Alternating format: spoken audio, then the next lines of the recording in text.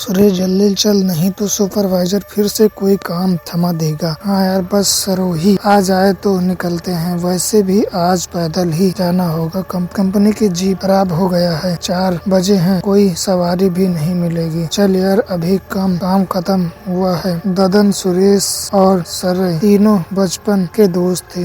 अपने गांव चिरैया से 7 किलोमीटर दूर नदी के उस पार एक आयरन इंस्टीट्यूट में काम करते थे। वैसे तो इनकी सिर्फ 6 घंटे तक थी, लेकिन क्योंकि इनके गांव में एक महायज्ञ हो रहा था तो 2 घंटे पहले ही यह लोग गांव के लिए निकल गए थे। अरे हरिया, चाय का दुकान खोल दिया है, चल पहले चाय पी लेते हैं, थोड़ी गर्मी और फुर्ती आ जाएगी। अब चलेंगे। अरे 2 घंटे पहले ही निकल गए। अच्छा, तुम लोगों के गाँव में तो यज्ञ शुरू हो रहा है, पर जाओगे कैसे? सुना है रात 12 बजे कोई बस नदी में पलट गई है। सभी लोग नदी में समा गए। सुबह होने पर शासन फिर से रेस्क्यू करेगा। हाँ भाई, बहुत दुखद घटना है। तीनों चाय पीकर गांव की ओर चल देते हैं। आधा घंटा के बाद वो लोग उसी पुल पर पहुंचते हैं जहां से वह बस नदी में गिरी थी। ददन पुल पर नीचे से झांक कर देखता है, तभी उसे एक हाथ नदी के किनारे दिखता है जो इशारे से उसे बुला रहा था। अरे सरयू, वो देख, नीचे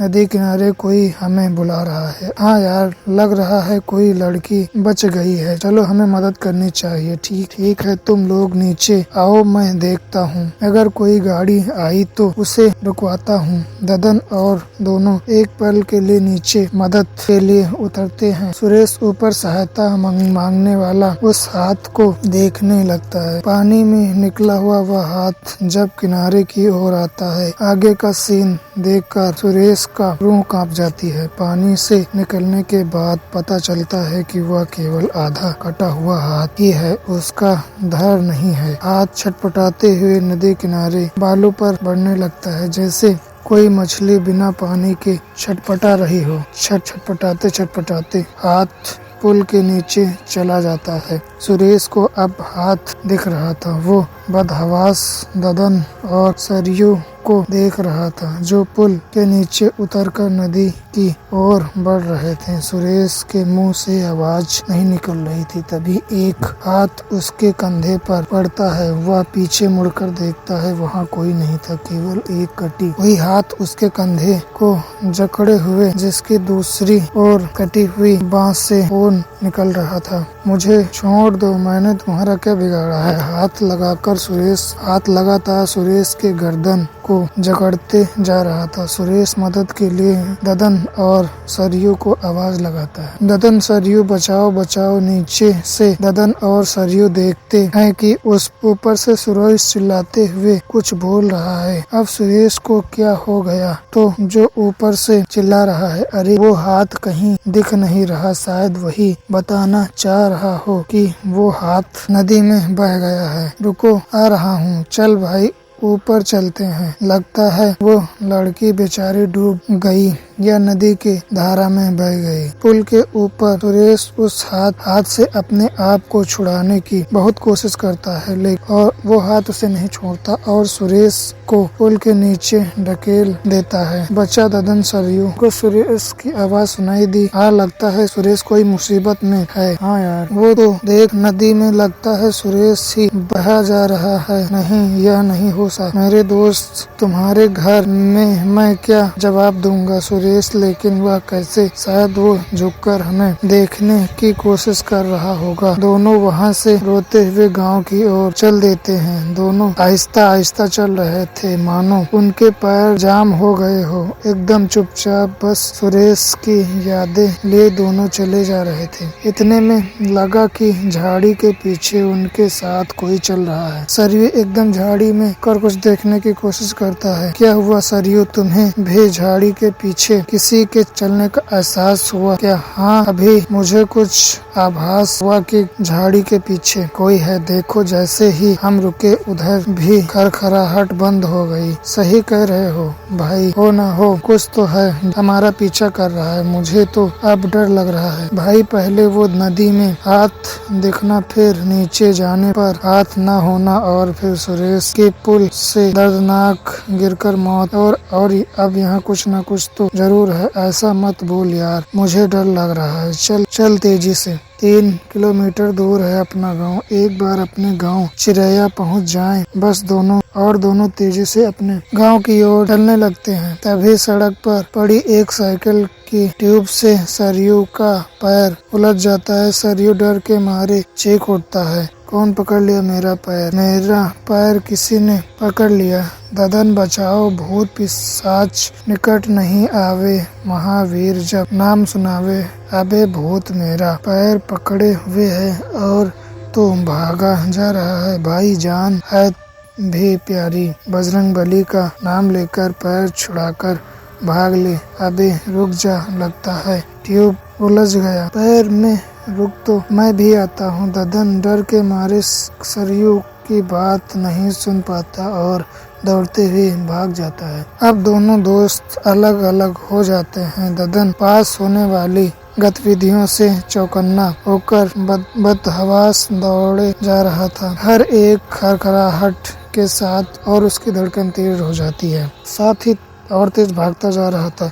तभी उसे पीछे से एक बस आती हुई दिखाई देती है। वह बस को हाथ रोकने के लिए इशारा करता है, लेकिन बस नहीं रुकती।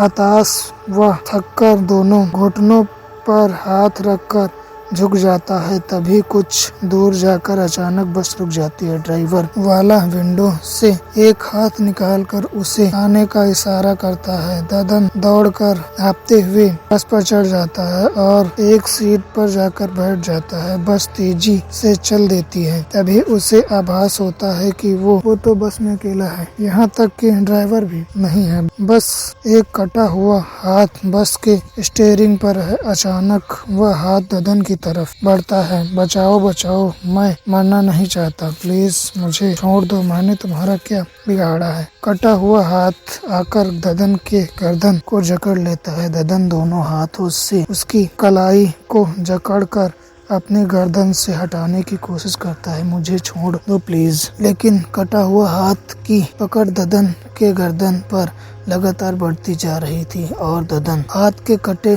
कलाइयों पर से ढीला होता जा रहा था। अब ददन की आंखें बाहर की ओर निकल चुकी थी। उसके गर्दन की नसें उभर कर साफ दिख रही थी। उसका चेहरा नीला पड़ता जा रहा था। अचानक उसके मुंह से खून की उल्टी हुई और उसने वहीं पर दम तोड़ दिया।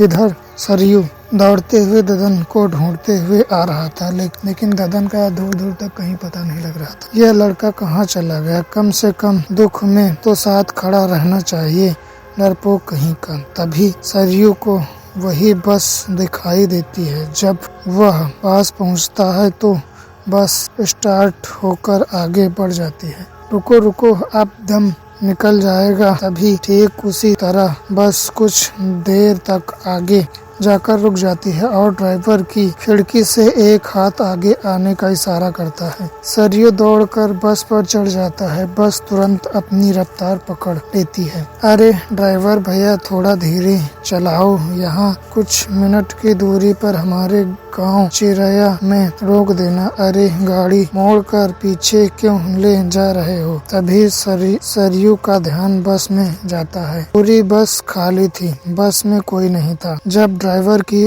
ओर देखा तो सरयू के होश उड़ गए। बस बिना ड्राइवर के ही रफ्तार से भागे जा रही थी। एक कटकटा हुआ हाथ स्टीयरिंग के हैंडल को पकड़ा हुआ था। अचानक वह हाथ पीछे की ओर मुड़ा और सरयू की तरफ आने लगा। सरयू दौड़कर पीछे की ओर भागते हुए उसके पैर किसी चीज से टकरा गए। वह नीचे देखा तो सन्न रह गया। ददन की लाश से उसका पैर टकराया था। इससे पहले कि वह कुछ सोच पाता, वह हाथ उसके गर्दन को जकड़ चुका था और ठीक ददन की तरह हाथ की जकड़न अब बढ़ती जा रही थी, जब तक सरयू ने प्राण नहीं छोड़ा। बस उसी पुल पर जाकर नदी में गिर जाती है। दूसरे दिन और बस वाले पैसेंजर के साथ इन तीनों की लाश भी निकलती है। दोस्तों, ये स्टोरी आपको अच्छी लगे तो हमारे चैनल को सब्सक्राइब करें।